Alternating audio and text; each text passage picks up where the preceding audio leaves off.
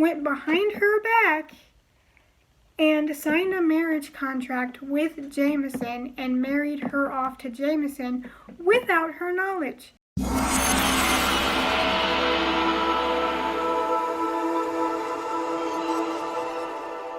Welcome back to another bookish review. Now, today we are going to be talking about the book The Betrayed by Kiera Cass. Now, in case you don't know, I talked about the first book in this duology, The Betrothed. Now, in the first book, I thought that our main character, Hollis, was very lacking in personality, and she felt very bland as a character. And she just seemed to have everything handed at her because she caught the attention of the king of her kingdom, Jameson. And that theme only continues in The Betrayed. Now, before we get into this, there will be spoilers for both this book and the first one. So if you feel you want to read these books, you might want to skip this review or stick around if you don't mind being spoiled. It might make you want to read the books. Now, in case you don't know, in the first book, our main character, Hollis, catches the eye of the king, like I said, and things are moving very fast for her. At first, she thinks she's in love with him, but she doesn't like all this attention she's suddenly getting, and she doesn't like the fact that she is being treated like a queen. But she thinks she loves Jameson, so she goes along with it. Until a mysterious new person from a neighboring kingdom shows up into her life, and this is Silas. Now, she quickly falls for this person, and by quickly, I mean it's like that. The second their eyes meet, she is infatuated and no longer in love with Jameson, who she has been in love with for years because her family was nobility in the court. Through the first book, she ends up running away with Silas and going to his kingdom. And Jameson is none too happy about that. He lets her go and says, you can be with him if you want. But there's a problem. Throughout this book, we keep hearing mention of a group called the Darkest Knights. And they're going around killing any nobility from the neighboring kingdom to help the king keep his throne, because the king in the neighboring kingdom is getting very old and very weak, and his son has so far been unable to produce him an heir. In a threat to losing his line, he's had these Darkest Knights come and kill anyone eligible for the line, which the next one in line to take that throne was Silas. So one day, they get attacked. And this is something that bothered me. Kiera Cass sets up events, but we don't actually get to see those events happen. We're told these knights are dangerous. We're told that these knights came and killed Silas and her whole Hollis's whole family, but we're never actually shown that. This book does a lot of telling instead of showing, and it takes away any tension that you would have had. And that's one of the reasons I find this book so boring and anticlimactic. I didn't think for a second that the king of the neighboring kingdom that Silas was from had anything to do with Silas's death.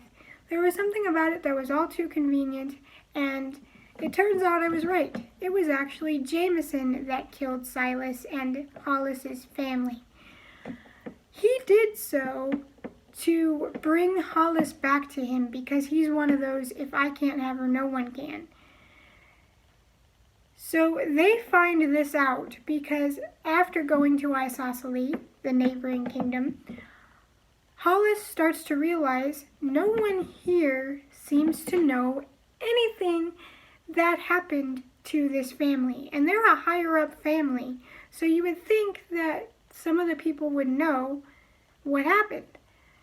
And the king himself, on his being dragged to prison exile trial, ended up saying that, no, I killed this family, I killed this family, I killed this family, but I did not kill them.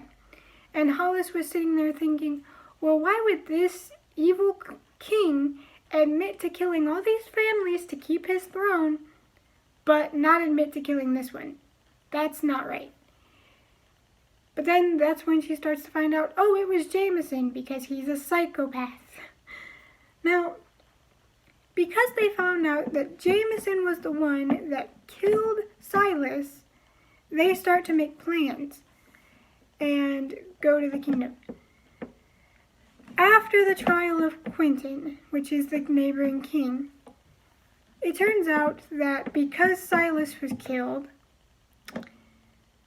his cousin, Ethan, who did not like anything to do with Hollis throughout the first book and most of the beginning of this book, ended up becoming king because he was the next in line for the throne. And he was nowhere around during the time of the attack because he was off doing his own thing with the king's army.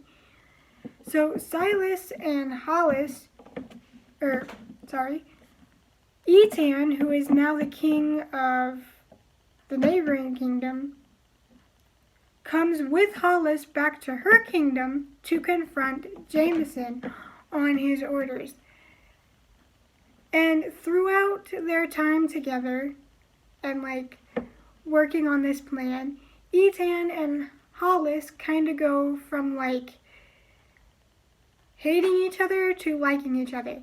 And keep in mind, her husband that she ran away with to marry just died 2 weeks ago, and she is already falling in love with his cousin.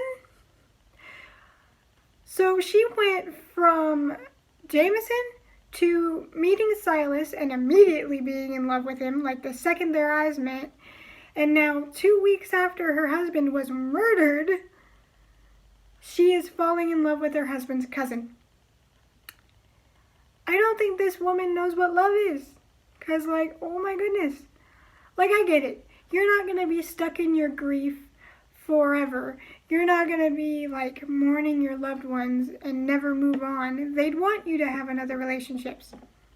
But 2 weeks? 2 weeks. 2 weeks.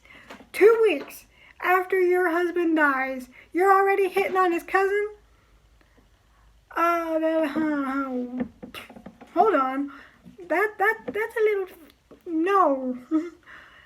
But aside from that, they finally get to the opportunity where they can confront Jameson with his evidence. And this is where we find out that she was never married to Silas because her rats of a parents went behind her back and signed a marriage contract with Jameson and married her off to Jameson without her knowledge. So her marriage to Silas was not legally binding anyway because of that. And Jameson was like, well, you have no choice. You are mine. I've had this contract in place and you never knew it. I don't care. You are mine. And that is why I had him killed. I knew that you would come crawling back to me. No joke. He actually says, you are mine and I knew you'd come back because I had him killed. Which, by the way, these people killed her family in that same attack. So he's insane. And so Ethan draws his sword ready to confront him. She's ready to confront him. And crazy Jameson is pulling out a sword if this is how you want to do it, if I can't have you, no one can. So he starts to charge. And then he trips and falls on his own sword, killing himself. Okay, not only can this writer not do romance very well, because she went from being in love to Jameson to immediately being in love with Silas the second she meets him, to dating Silas's cousin 2 weeks after he was killed. So the romances sucked, And then she would build up this tension and either cut away and tell us what happened, or she would arrest a king, and that's that. Just, they're no longer in the story. We don't get to find out what happened in their arrest. We don't get to find out if they were exiled. They were just put in cuffs, and that was the end of it. And then the biggest villain of them all, we're about to have, there's this tension building because they're confronting him, and he's building up all this evidence that she was never with Silas, and then swords are coming out, words are being said, you're on the edge of your seat because there's real tension there, and then he literally falls on his own sword and dies, destroying that whole tension. That could have been a good final fight. And it was completely anticlimactic, and I was left thinking, okay, how is this guy a king? He's a klutz. And it was just so stupid, because both the first romances felt extremely rushed and unearned, and then you kind of had this good romance going with Etan, and it turns out they can't be together because they're two separate ruling king and queens now, because technically she was married to Jameson the whole time, so the second he died, she was the only one in line for the throne. So now they can't be together. And there was not even a fight to determine what was happening. Everything felt rushed, and like simultaneously so much was happening, yet nothing at all was happening. She is the definition of boring yet somehow still interesting, because there are all these plots happening, but it seems like they just like cut off.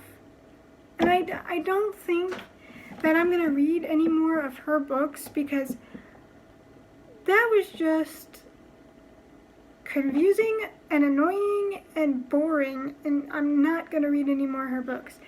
Next, I'm going to go into one that my aunt said she read 4 different times, and that is Raptor Red. And since my aunt said she read it like 4 different times, this might be pretty good. So, that's my rant.